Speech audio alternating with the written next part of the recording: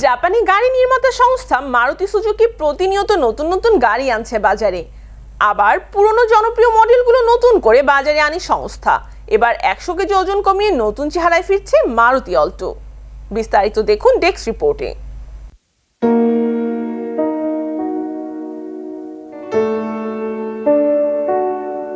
Suzuki motor কর্পোরেশনের সবচেয়ে জনপ্রিয় গাড়ি অল্টো।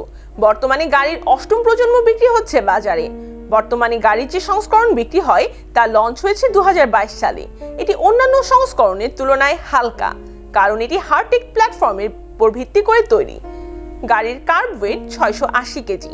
তবে আরও হালকা গাড়ি আনতে চলেছে সুজুকি। 100 কেজি ওজন কমিয়ে আসতে চলেছে মারুতি সুজুকি অল্টো। ফলে মাইলেজ আরও ভালো পাওয়া যাবে বোঝা যাচ্ছে।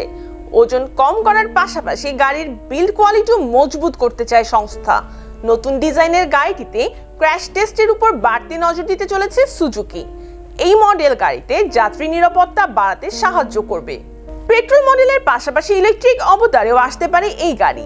ইলেকট্রিক এবং হাইব্রিড ইঞ্জিনের সঙ্গে লঞ্চ হতে পারে মারুতি সুজুকি অল্টো। ইঞ্জিনের পাশাপাশি গাড়ির ফিচার্স এবং স্পেসিফিকেশনেও নতুন চমক দেখা যেতে পারে।